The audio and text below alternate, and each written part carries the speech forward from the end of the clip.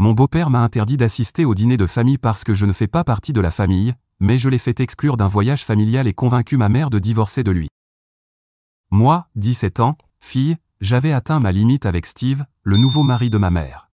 Il a eu l'audace de m'interdire d'assister à la fête d'anniversaire de ma mère, disant qu'il l'avait organisée uniquement pour la famille. Pour lui, la famille signifiait lui-même, sa stupide fille Émilie et ma mère, en laissant mon frère et moi de côté. Mon frère était hors de la ville, donc j'étais la seule exclue de ce dîner familial. Ma mère a épousé cet homme toxique quand j'avais 14 ans. Mon père est mort quand mon frère et moi étions petits, j'avais 8 ans, donc en grandissant, nous n'étions que tous les trois, ma mère, mon frère et moi. Nous passions tellement de bons moments ensemble.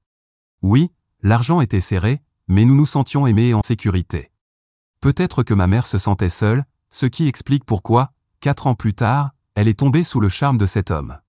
Ce n'était pas la première fois que Steve se montrait cruel envers moi, il y avait eu de nombreux incidents. Dès que ma mère nous a présenté Steve pour la première fois, il a serré mon frère dans ses bras et a dit qu'il complétait la famille, mais il s'est contenté de me sourire. Cela m'a fait me sentir non désiré, et depuis, c'est une lutte constante pour établir un lien avec lui. Steve avait toujours quelque chose contre moi. Au début, j'ai ignoré cela, pensant qu'on finirait par s'entendre, mais même après des années, son comportement toxique a continué. Non seulement nous devions nous adapter à la présence de Steve dans la maison, mais aussi à celle de sa fille, Émilie. Elle est plus âgée que mon frère et moi et s'est révélée être une enfant gâtée. Elle se montrait adorable avec ma mère, mais me traitait avec un mépris total, me parlant comme si j'étais insignifiante. Chaque fois que j'essayais de me défendre, Steve intervenait, me donnant des leçons sur la discipline et m'accusant d'être impoli. Les doubles standards étaient exaspérants. Émilie ne faisait jamais de faute, tandis que j'étais toujours le problème. C'était épuisant et cela me mettait hors de moi. Émilie était clairement jalouse de moi parce que je réussissais académiquement, alors qu'elle peinait à trouver un emploi et vivait des revenus de son père. Pendant ce temps, mon frère et moi travaillions dur pour rester financièrement indépendants. Il donnait des cours particuliers, et moi, je travaillais à temps partiel dans un supermarché. Nous ne voulions pas peser sur les finances de notre mère parce qu'elle faisait déjà tellement pour nous. Cela créait une dynamique étrange où Steve semblait jaloux que nous réussissions, alors que lui et Émilie ne le faisaient pas. Il me détestait particulièrement pour cela. Ma mère ne nous négligeait pas, mais son attention était définitivement partagée. Nous ne faisions pas d'histoire parce qu'elle était enfin heureuse, mais parfois, je me sentais comme une étrangère dans ma propre famille. Steve ne faisait jamais d'effort pour m'inclure dans quoi que ce soit, ce qui était étrange. Il revendiquait toujours mon frère comme son fils, mais ne me considérait jamais comme sa fille. Je comprenais qu'Émilie était sa fille biologique, mais cela ne signifiait pas que je ne faisais pas partie de la famille. Émilie n'était pas le problème, le comportement louche de Steve envers moi était le vrai problème. J'avais aussi remarqué que Steve avait de sérieux problèmes, c'était un gros buveur. Je ne comprenais pas ce que ma mère lui trouvait. Honnêtement, c'était un désastre. Quand Émilie a eu 21 ans, ma mère lui a demandé de trouver un emploi, au moins à temps partiel, pour ne plus dépendre de ma mère pour ses dépenses. Steve était furieux, mais il a fini par accepter. C'était trop pour ma mère. Steve n'avait pas de travail stable et passait d'un emploi à un autre. Heureusement qu'Émilie a trouvé un travail, pour qu'on n'ait pas à gérer leur drame tous les jours. Mais il trouvait toujours des moyens de gâcher ma journée, que ce soit sur ma prise de poids ou mon acné. Steve et Émilie se moquaient constamment de moi. Oui, Émilie est belle et a une silhouette parfaite, tandis que je suis un peu ronde, et alors ? Cela ne leur donnait pas le droit de faire des commentaires là-dessus. C'était d'un niveau toxique insupportable. Pour le 50e anniversaire de ma mère, j'ai préparé son gâteau préféré. Émilie et Steve ont aussi participé, et Steve a sorti son ultime coup de manipulation. Lui et Émilie ont organisé un dîner surprise pour ma mère, dont je n'avais aucune idée. Dans l'après-midi, j'ai quitté le travail plus tôt pour emmener ma mère dîner, mais avant cela, ma mère m'a appelé et m'a demandé de les rejoindre. Quand je suis arrivé, l'atmosphère était tendue. J'ai demandé ce qui se passait, mais personne n'a répondu. Tout le monde mangeait en silence. Après un moment, ma mère est allée aux toilettes, et Steve a déchaîné sa colère sur moi. « Pourquoi es-tu là ? Tu ne comprends pas qu'on voulait passer un moment en famille ?» m'a-t-il demandé. J'ai répondu « Maman m'a demandé de venir. » Et au fait, je ne fais pas partie de la famille. Il a dit « Oui, oui, peu importe. » Tu te rends compte à quel point tu es égoïste et exigeante ? Elle ne peut pas passer une soirée tranquille toute seule ? Ces paroles m'ont choqué.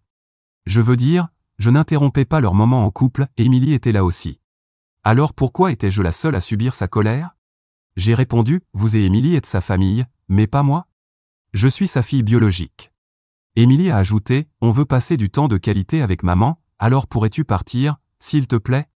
J'ai compris pourquoi tout le monde se sentait mal à l'aise à mon arrivée. Ma mère avait dû se disputer avec lui pour que je sois à table. J'étais au bord des larmes, mais je n'ai pas pleuré. Avalant ma fierté, je suis parti, me sentant en colère et humilié. Je ne voulais pas gâcher la journée de ma mère. Plus tard dans la soirée, ma mère m'a demandé pourquoi j'étais parti au milieu du dîner. J'ai dit que je ne me sentais pas bien. J'avais envie de pleurer et de lui raconter ce qui s'était passé, mais j'étais fatigué de me plaindre de Steve et d'Émilie. À chaque fois que je les mentionnais, elle se disputait avec eux, mais au final, ils finissaient toujours par la convaincre, et les choses revenaient à la normale. Je ne m'attendais pas à ce qu'ils divorcent, peut-être que je l'espérais secrètement, mais je souhaitais juste qu'elle pose des limites avec eux. Cette fois, je suis donc restée silencieuse. Mais je suis blessée. Je veux faire quelque chose pour qu'ils paient, ou peut-être que je veux juste quitter cette maison pour mon bien. J'attends les résultats de mon admission à l'université, et ensuite, je pars d'ici. Je ne sais pas pourquoi j'écris tout ça ici. Je ne pense pas qu'il y ait quoi que ce soit à faire à part avaler ma tristesse. Mise à jour 1. 4 mois ont passé, et beaucoup de choses se sont produites, par exemple, j'ai obtenu une bourse complète pour l'université. J'ai hâte de quitter cette maison toxique. Mon frère était à la maison pour les vacances, et il a organisé avec ma mère une petite fête pour célébrer ma bourse. Mais, bien sûr, Émilie est tombée en dépression et a transformé ça en drame centré sur elle. Cette même semaine, elle a été licenciée de son travail à cause de la réduction des effectifs, mais tout le monde savait qu'elle avait été virée à cause de son incompétence. Steve a dit quelque chose comme « On ne viendra pas à la fête, Émilie est déprimée, et je ne peux pas la laisser seule. » Cela a rendu ma mère triste. Honnêtement, je m'en fichais qu'ils ne viennent pas. Steve voulait que ma mère annule la fête ou au moins la reporte, mais elle n'a fait ni l'un ni l'autre. Elle a dit à Steve de s'occuper d'Émilie s'il pensait qu'elle allait mal, mais que la célébration aurait lieu comme prévu. À la dernière minute, Steve a changé d'avis et a décidé de venir, mais Émilie se sentait toujours mal. Cependant, à la fête, je les ai vus tous les deux présents. Ils sont restés dans un coin, boudant. Je ne les ai pas laissés gâcher mon humeur, alors j'ai profité de la fête avec ma mère, mon frère et ma tante. Ma mère était partagée entre nous, voulant les inclure dans notre joie, mais ils sont restés à l'écart. Tant mieux pour eux.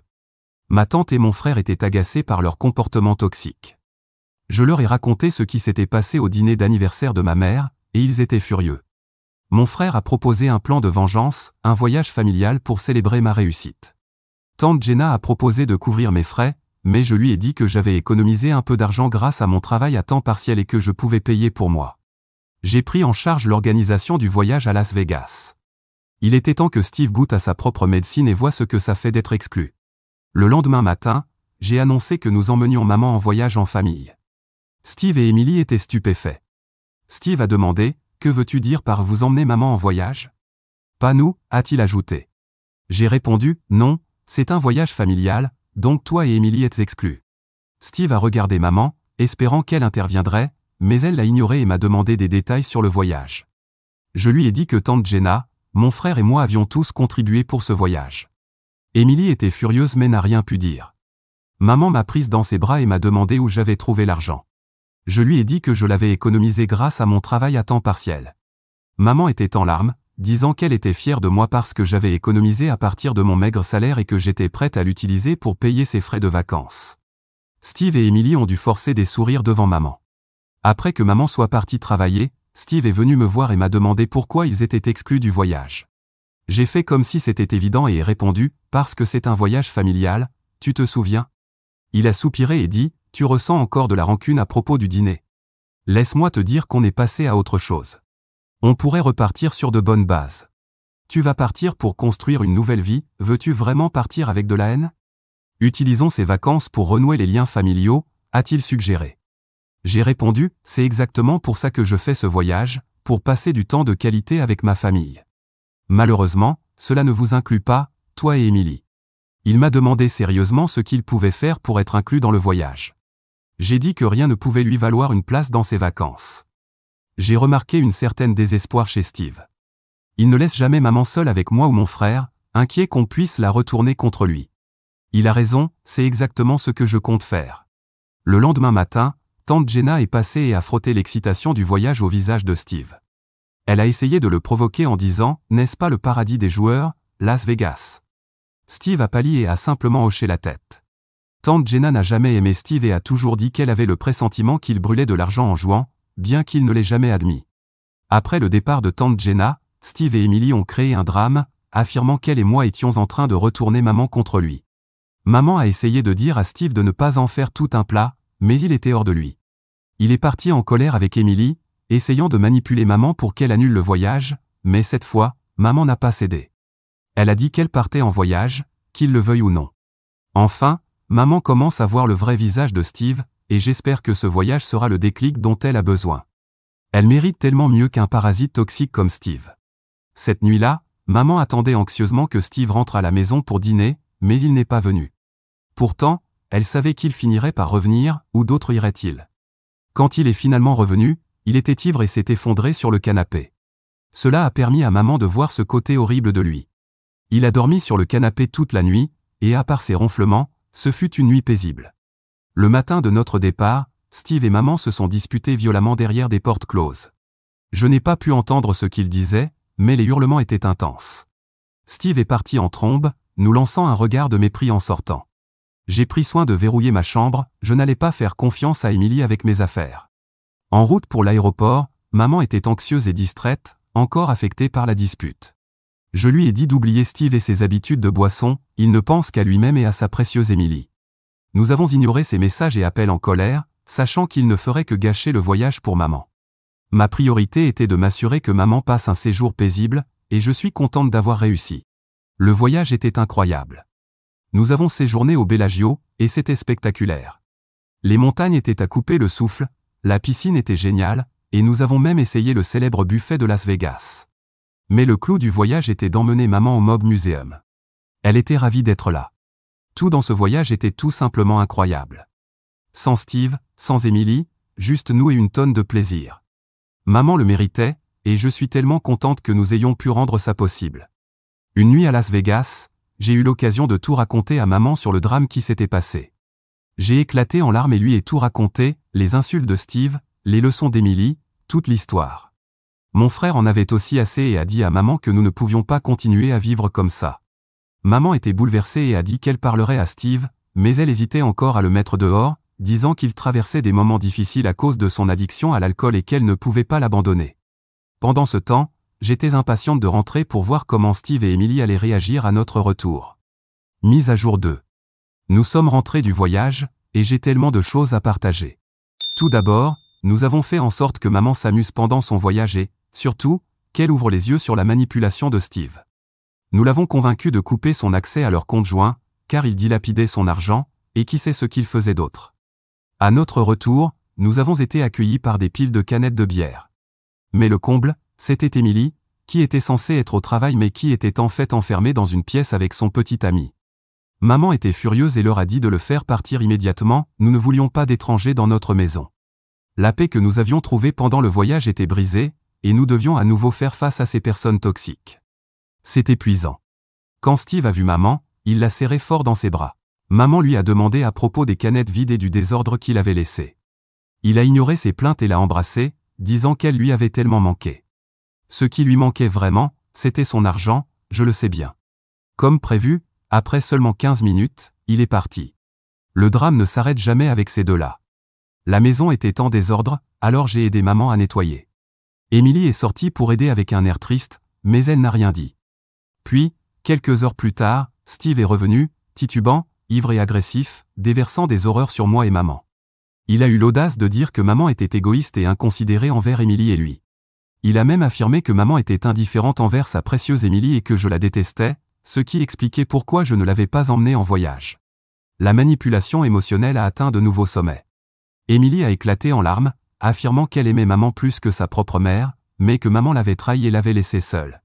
Elle a osé me blâmer, mais maman a vu clair dans leur jeu et a refusé de les laisser m'intimider.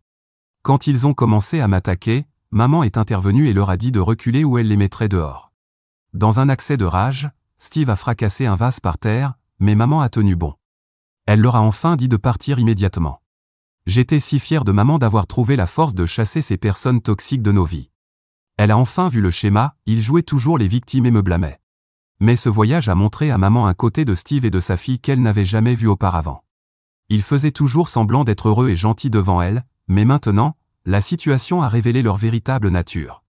Steve a eu l'audace d'appeler maman depuis l'extérieur, se plaignant du manque de respect et disant qu'il ne lui pardonnerait jamais.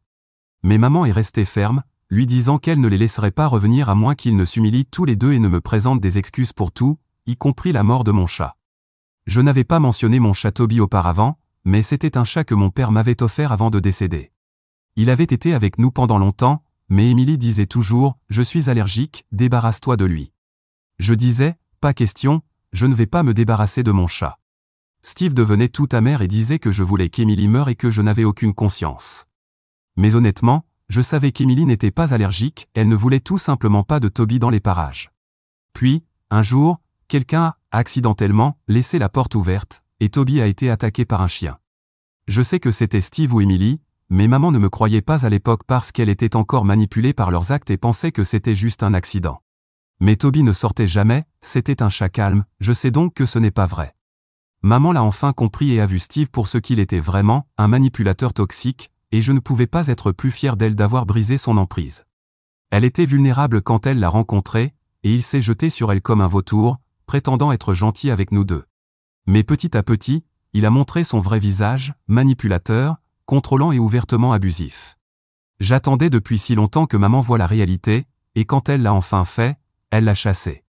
Maman a enfin reconnu les abus financiers pour ce qu'ils étaient. Elle m'a dit que Steve lui prenait de l'argent, et quand il le faisait, ce n'était jamais assez. Mais cela ne l'empêchait pas de dépenser son argent comme si c'était le dernier jour. Mise à jour 3. Cela fait 2 semaines que maman a chassé Steve et sa fille. Avec leurs égos fragiles, ils ont refusé de s'excuser, mais honnêtement, nous n'étions pas surpris. Steve se prend pour un mâle alpha. Il a eu le culot d'appeler maman pour déverser encore plus de venin, mais il ne s'est pas rendu compte qu'il ne faisait que la pousser davantage vers le divorce. Il y a 2 jours, nous pensions que le drame de Steve était terminé, mais non. Cette nuit-là, nous avons reçu une visite surprise de 2 hommes imposants qui se sont présentés à notre porte. Nous pensions que c'était Steve qui venait causer encore des problèmes, mais nous avions tort. Ils nous ont dit à travers la caméra de la porte qu'ils voulaient que Steve rembourse l'argent qu'il avait perdu au jeu. Maman leur a répondu que Steve ne vivait plus ici et qu'elle était en train de divorcer de lui. L'un des hommes a répondu « Ce n'est pas mon problème ». Finalement, maman leur a dit de chercher Steve ailleurs. Le lendemain matin, maman a pris des mesures. La première chose qu'elle a faite a été d'appeler son avocat pour finaliser les papiers du divorce le plus rapidement possible. Elle avait déjà eu des discussions avec lui, mais elle voulait voir si elle pouvait accélérer le processus. Maintenant, elle attend que les détails soient finalisés pour pouvoir lui faire parvenir les papiers. Mise à jour 4. Ces dernières semaines ont été intenses, mais enfin, Steve a reçu les papiers du divorce. Nous savions tous que Steve ne le prendrait pas bien, mais aucun de nous n'était prêt à affronter sa réaction. Cet après-midi-là, Steve s'est présenté à la maison de maman, furieux. Il a frappé à la porte comme s'il voulait la défoncer, se blessant le poing après avoir donné plusieurs coups violents.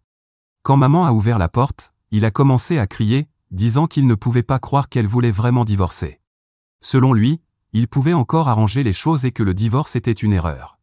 Mais maman, avec le calme et la force qu'elle a cultivée depuis qu'elle l'a mis dehors, lui a dit qu'il n'y avait rien à arranger. Les choses étaient brisées depuis longtemps, et ce divorce était la seule façon de guérir. Je ne sais pas pourquoi elle a ouvert la porte, car il semblait furieux, et même moi, j'avais peur. Steve a essayé de la manipuler, disant qu'elle exagérait et que c'était entièrement ma faute et celle de tante Jenna qui lui avait monté la tête. Mon frère aussi avait dit des choses sur lui, mais apparemment, Steve ne s'attendait pas à ça ou pensait qu'il serait de son côté. Mais maman n'est pas tombée dans son piège. Elle lui a rappelé comment il avait gaspillé son argent, l'avait manipulé pendant des années, et comment son comportement destructeur avait empoisonné leur foyer. Steve est resté sans voix pendant un moment, mais ensuite, il s'est remis à crier, disant qu'elle lui devait une autre chance. Après ça, Steve est parti, continuant à hurler et à menacer de rendre la vie de maman impossible, mais elle n'a pas été intimidée. Elle a fermé la porte derrière lui, et pour la première fois depuis longtemps, elle avait l'air complètement déterminée et libre. Maintenant, nous attendons que le divorce soit finalisé. Maman est plus déterminée que jamais à reprendre sa vie en main et à laisser Steve et toute la toxicité qu'il a apportée dans nos vies derrière elle. Quant à moi, je ne pourrais pas être plus fier d'elle. Mise à jour 5. Steve a été arrêté, mais pas à cause de nous. Il y a quelques jours, il est allé boire dans un bar, comme il le fait souvent, et en repartant en voiture, un policier l'a arrêté et lui a fait passer un test d'alcoolémie. Le résultat était très élevé. Dans notre État, conduire en état d'ivresse n'entraîne pas de lourdes peines, mais il a passé 20 jours en prison. Il a également dû faire des travaux d'intérêt général et payer une amende. Je ne sais pas s'il a dû suivre un programme ou quelque chose de similaire, mais cela semble quand même être une punition légère pour un homme qui passe plus de temps ivre que sobre ces derniers temps. C'est une bonne nouvelle pour nous, surtout pour maman, car Steve demande une pension alimentaire, vu qu'il gagnait nettement moins qu'elle, principalement parce qu'il est paresseux. L'avocat de maman a dit que c'était une excellente nouvelle, pas pour Steve, car maintenant elle peut faire valoir qu'elle ne devrait rien lui payer. Et comme la maison appartenait à maman, il ne peut en réclamer aucune part non plus. Nous demandons même une ordonnance restrictive contre lui, à la fois pour son comportement erratique et les images de la caméra le jour où il a appris le divorce. Nous verrons combien de temps l'ordonnance restrictive sera accordée, mais je suis presque sûr que nous l'obtiendrons. Cet homme ne cause que des problèmes à tout le monde, et un juge n'aura pas de mal à le voir. Mise à jour 6. Il y a plusieurs choses que je dois aborder dans cette mise à jour, qui sera probablement la dernière. Mais je vais commencer par les points les plus légers, pour ainsi dire, et garder la partie la plus lourde pour la fin. Tout d'abord, nous avons obtenu une ordonnance restrictive pour 18 mois. Je sais qu'il existe des ordonnances à vie, mais le juge n'a pas estimé que ce cas en justifiait une. Honnêtement, nous ne voulons plus rien savoir de lui. Nous ne voulons rien savoir non plus de sa fille, bien qu'au moins elle soit restée en dehors de tout ça. C'est drôle parce qu'elle disait qu'elle aimait maman plus que sa propre mère, mais elle n'a pas écrit un email ou envoyé ne serait-ce qu'un seul message pour dire quoi que ce soit à travers tout ça. Je suppose que c'est tout ce que son amour valait. En ce qui concerne le divorce, maman est maintenant officiellement divorcée de cet homme. Comme tout processus de divorce, ça a été long et épuisant, mais au final, elle n'a rien dû payer à Steve, ce qui est une excellente issue. Rien ne nous rendra les années de souffrance qu'il nous a causées, mais c'est rassurant de savoir qu'il est sorti de nos vies, à la fois sentimentalement et légalement. Mais maintenant pour la partie la plus lourde de cette mise à jour, qui concerne le divorce, Steve a disparu. Même Emily ne sait pas où il est en ce moment. Nous ne savons pas s'il a fait cela pour éviter de payer son avocat pendant le divorce ou si c'est quelque chose de plus grave. Quoi qu'il en soit, une fois que les parties ont été informées du divorce, le processus continue même si l'une d'elles disparaît. D'une certaine manière, je me sens soulagé qu'il soit parti et qu'il n'essaie pas de se battre au tribunal pour le divorce, peut-être que cela a facilité les choses pour tout le monde. Mais je ne peux m'empêcher d'être curieuse de ce qui lui est arrivé. Cela fait presque 6 mois que personne n'a entendu parler de lui, ou du moins, personne ne nous en a parlé. Peut-être qu'Emily sait où il est et a simplement décidé de mentir, bien que je ne vois pas l'intérêt de cela. Je sais qu'il y a une enquête parce que nous avons été interrogés. Mais à part leur dire ce qui s'est passé, nous n'avons aucune piste. Nous ne savons même pas qui étaient ces hommes qui se sont présentés cette nuit-là. Et avant que quelqu'un ne plaisante en disant que cela aurait pu être nous ou mon frère, je ne ferai pas cette mise à jour si c'était le cas. Nous ne savons vraiment pas ce qui lui est arrivé. Ma plus grande théorie est qu'il a rencontré une femme et s'est enfui avec elle. Car oui, il était aussi infidèle, quelque chose que nous avons découvert après avoir déposé les papiers du divorce. Ce qui ne nous surprend pas du tout. Mais si nous prenons en compte cela, ainsi que le fait qu'il avait peu de chances d'obtenir quoi que ce soit dans le divorce, il n'est pas choquant qu'il ait pu partir avec une autre femme qui pourrait le soutenir. Peut-être que la police l'a déjà trouvé et ne nous l'a tout simplement pas dit, ce n'est pas comme si nous parlions souvent à Emily. Mais ce ne sont que des pensées qui me traversent l'esprit la nuit quand je réfléchis à toute cette situation. Quoi qu'il en soit, il ne s'est pas présenté aux audiences du divorce, ce qui est bien pour lui car il a économisé les frais d'un avocat en ne venant pas. Mais pour parler de choses plus agréables, je suis maintenant à l'université, et mon frère a obtenu son diplôme. Nous avons demandé à maman de vendre la maison et de venir vivre avec l'un de nous, mais jusqu'à présent, nous n'avons pas réussi à la convaincre. Elle aime sa maison, la ville et son travail, mais nous avons peur qu'un jour Steve revienne. Si c'est le cas, je devrais faire une autre mise à jour, mais au moins pour l'instant, il ne l'a pas fait.